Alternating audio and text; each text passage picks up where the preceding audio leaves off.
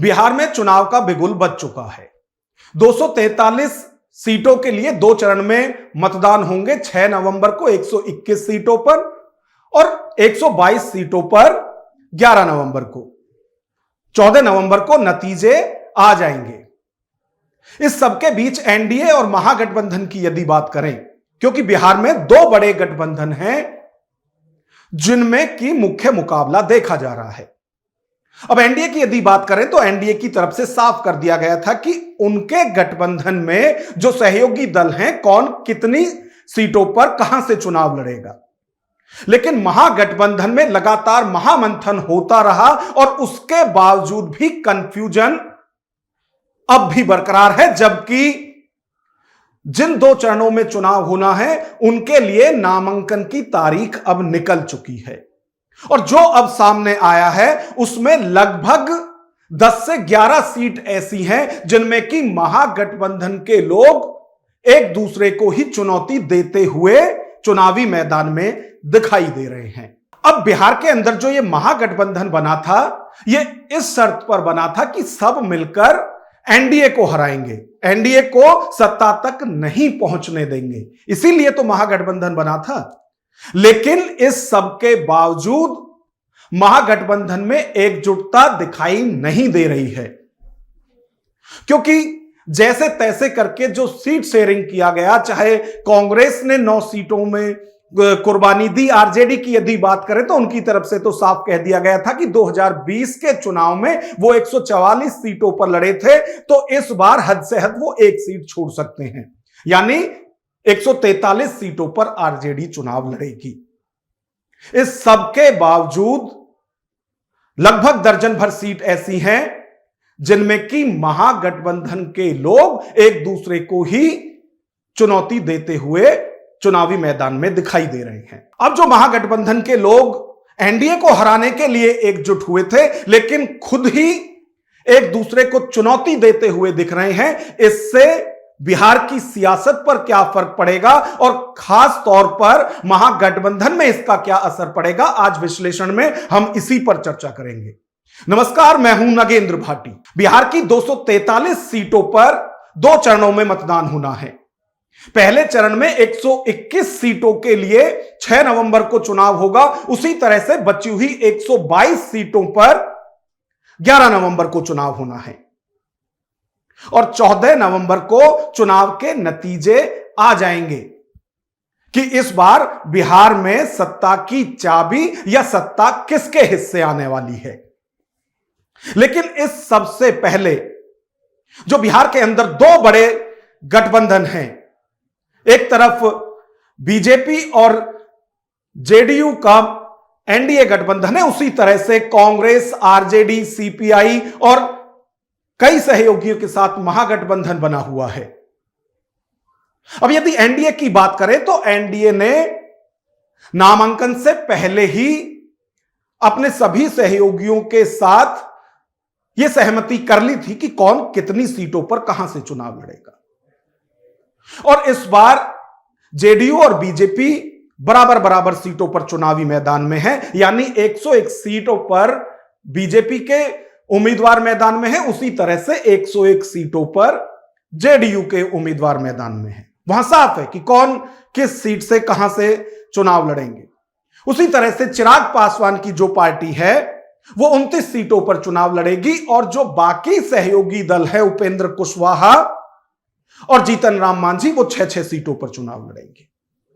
और जो थोड़ी बहुत खटपट भी थी, अब एनडीए के नेताओं का दावा है कि वो सब सुलह हो चुकी है, यानी अब चुनावी मैदान में एनडीए गठबंधन पूरी एकजुटता के साथ चुनाव लड़ रहा है।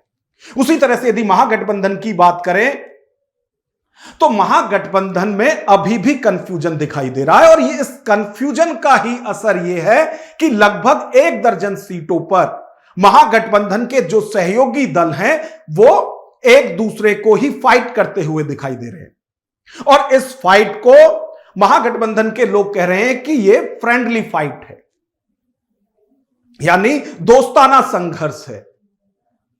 और 1-2 सीट पर नहीं, 10 से 11 सीट ऐसी हैं जिन पर यह दोस्ताना संघर्ष महागठबंधन के लोगों में दिखाई देगा और दे रहा है। अब इसका क्या असर पड़ने वाला है और क्या कुछ महागठबंधन में हो रहा है वो आप देखिए। पूर्णिया से निर्दलीय सांसद हैं, कांग्रेस को फुल सपोर्ट करते हैं पप्पू यादव। अब वो ये कह रहे हैं कि ऐसा कैसे हो सकता है कि आरजेडी या महागठबंधन में कोई भी जो मुख्यमंत्री और उप मुख्यमंत्री बनने का सपना देख रहे हैं वो बिना कांग्रेस के सहयोग के वहां तक पहुंच जाएंगे।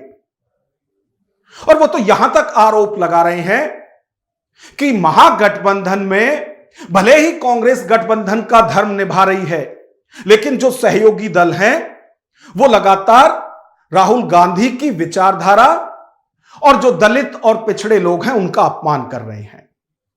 तो पप्पू यादव क्या नसीहत दे रहे हैं अपने सहयोगी दल के नेताओं को, एक बार वो आप सुनिए। ये बहुत गलत किया। हमको तो लग रहा कि गठबंधन को तोड़ने में कोई बड़ी ताकत लगी हुई है। कौन ऐसी ताकत है? तो पता नहीं और कांग्रेस ही ना। किस डर के कारण हम लोग गलती कर रहे हैं। कांग्रेस तो कोई गलती नहीं कर रही है। कांग्रेस नेतृत्व तो अत्यंत पिछड़ी जाति और दलितों को आगे बढ़ा रही है। और यदि आप दलित और अत्यंत पिछड़ी जाति पर कैंडिडेट देंगे, मेरे ही अनरिस्पेक्ट को कमजोर करेंगे। बिना कांग्रेस की सरकार बना लेंगे आप। बिना कांग्रेस का कोई आदमी मुख्यमंत्री होगा। आज जो आप कांग्रेस के साथ कर रहे हैं ये कितनी बड़ी जाति है, ये सही नहीं है।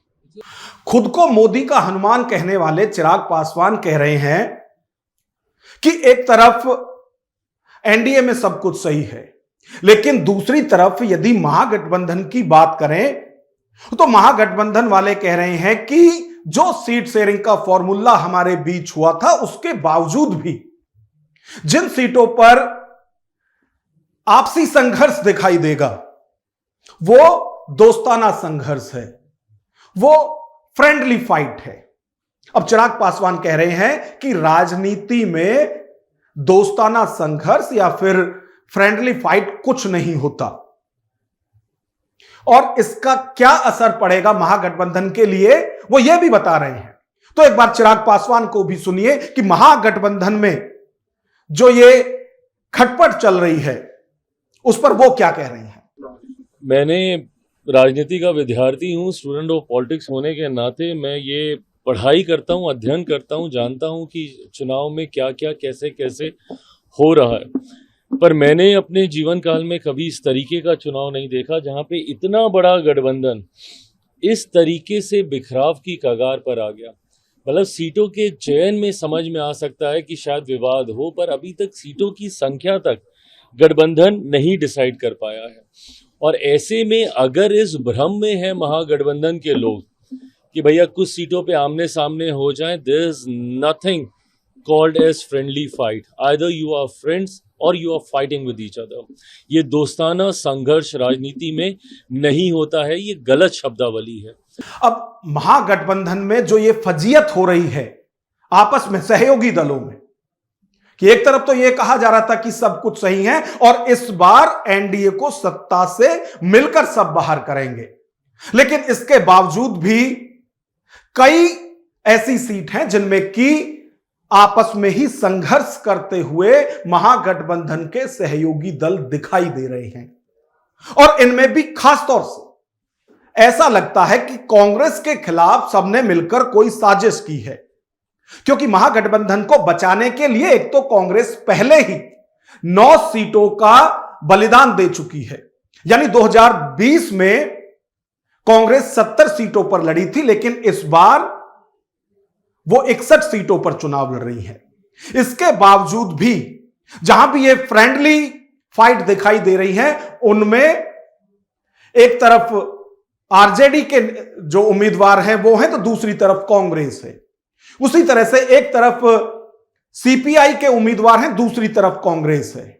यानी कि जो ये फ्रेंडली फाइट हो भी रही है इसमें भी महागठबंधन के नेताओं के निशाने पर कांग्रेस है। और शायद इसी के लिए पप्पू यादव नाराज होते हुए दिखाई दे रहे थे और नसीहत आरजेडी और महागठबंधन के सहयोगी दलों को दे रहे थे। लेकिन इस सब के बावजूद यदि आरजेडी प्रवक्ता मृत्युंजय तिवारी की बात करें, जो कि हर मौके पर हर मंच से यह दावा करते रहते हैं कि तेजस्वी यादव ही पूरे महागठबंधन के सीएम फेस हैं, और अब जबकि खुद ही कई सीटों पर महागठबंधन के नेता संघर्ष करते हुए दिखाई देंगे, तो अब मृत्युंजय तिवारी कह रहे हैं कि क्या होगा यदि कुछ सीटों पर सहयोगी दल आपस में लड़ भी रहे हैं तो इससे कोई फर्क नहीं पड़ेगा, जो भी चुनाव के बाद जीतेगा वो है तो महागठबंधन का ही सहयोगी, तो वो वापस महागठबंधन में ही सहयोग करेगा। देखिए, ऐसा है कि गठबंधन में सबको सम्मान देना, श्री तेजस्वी यादव जी ने इसको इस फार्मूला के तहत ही काम किया है, सबको सम्मान दिया जाए।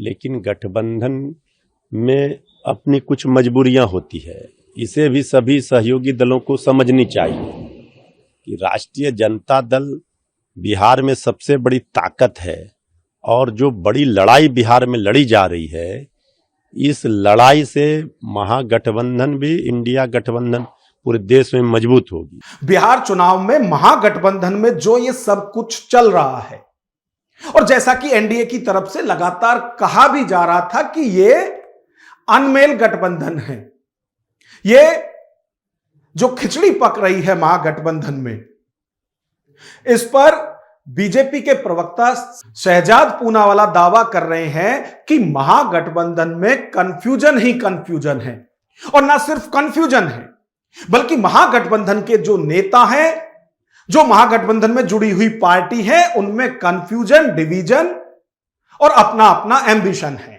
देखिए, एक तरफ है एनडीए मिशन और विजन के साथ, इसीलिए एक साथ मिशन विजन पर काम करते हुए first phase of nomination file करने से पहले ही हम लोगों ने कौन कितनी सीट पर लड़ेगा, कहां से कौन प्रत्याशी लड़ेगा, प्रत्याशियों की सूची, सब कुछ डिक्लेयर कर दिया था। और आज जब हमने देखा है कि सेकेंड फेज नॉमिनेशन का खत्म हो चुका है, उस समय तक भी क्लियर नहीं है कि महागठबंधन में है कौन। भाई, जेएमएम है या निकल गई, वीआईपी कितनी सीट पर लड़ेगी, लेफ्ट कितनी सीट पर लड़ेगी, कांग्रेस कितनी सीट पर लड़ेगी, और 143 सीट्स पर यूनिलैटरली बिना किसी से पूछे आरजेडी ने प्रत्याशी उतार दिए हैं। यहां पर चेहरा कौन होगा ये भी क्लियर नहीं है, एजेंडा क्या होगा ये भी क्लियर नहीं है। तेजस्वी जी अपना नाम आगे करते हैं, राहुल गांधी ओवर रूल कर देते हैं। तो एक तरफ मिशन विशन है एनडीए के साथ, और दूसरी तरफ केवल कंफ्यूजन है, केवल डिवीजन है और अपना अपना एम्बिशन है। बिहार में महागठबंधन की यदि बात करें तो महागठबंधन में सहयोगी दल इसीलिए आए थे और दावा किया गया था कि एनडीए को सत्ता से दूर रखने के लिए सब एकजुट हो रहे हैं। और जिस तरह से बार बार सवाल उठ रहे थे कि एनडीए की तरफ से तो सीएम फेस नीतीश कुमार है, उनके सभी सहयोगी दल ये मान चुके हैं, लेकिन महागठबंधन में तेजस्वी यादव के नाम पर सब सहमत होते हुए नहीं दिख रहे थे। हालांकि आरजेडी की तरफ से तो बार बार दावा किया जा रहा था कि कहीं कोई कंफ्यूजन नहीं है, पूरे महागठबंधन के नेता तेजस्वी यादव ही हैं। लेकिन तेजस्वी यादव के नाम पर अब तक भी सहमति नहीं बन पाई है। तो एक तरफ तो एनडीए को हराने के लिए महागठबंधन में सभी सहयोगी दल आए थे, लेकिन इसके बावजूद भी लगभग 1 दर्जन सीट ऐसी है जिसमें कि एनडीए का प्रत्याशी अलग होगा ही होगा, क्योंकि वो तो है ही विरोधी दल, लेकिन जो महागठबंधन के लोग हैं वो भी ऐसी सीटों पर आपस में संघर्ष करते हुए दिखाई देंगे और दिखाई दे रहे हैं। और महागठबंधन की तरफ से इसे कहा जा रहा है कि यह दोस्ताना संघर्ष है, जब हार जीत होगी उसके बाद फिर सब साथ हैं। लेकिन क्या सियासत में यह दोस्ताना संघर्ष या फ्रेंडली फाइट होती है?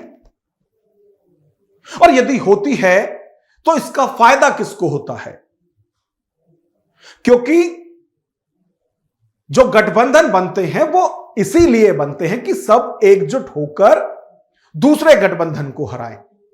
लेकिन जब खुद ही बिखराव गठबंधन में दिखाई दे तो वो किस तरह से जिनके खिलाफ चुनावी मैदान में बिगुल बजा रहे हैं उसमें फतेह कैसे हासिल करेंगे? क्योंकि 243 सीट में से लगभग 1 दर्जन सीट ऐसी हैं जिनमें एनडीए को चुनौती देने के साथ साथ महागठबंधन के लोग एक दूसरे के सहयोगी को ही चुनौती देते हुए दिख रहे हैं।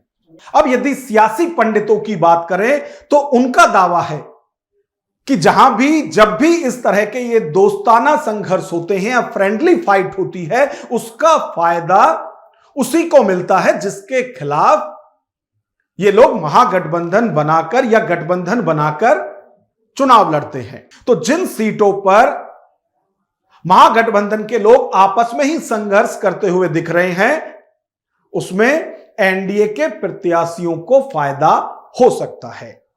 अब ऐसे में हम आपकी राय जानना चाहते हैं कि जो ये फ्रेंडली फाइट के नाम पर महागठबंधन के सहयोगी दल आपस में ही फाइट करते हुए दिखाई दे रहे हैं, इसका फायदा किसको होगा, एनडीए को या फिर महागठबंधन को? कमेंट बॉक्स में हमें अपनी राय जरूर दें। नमस्कार।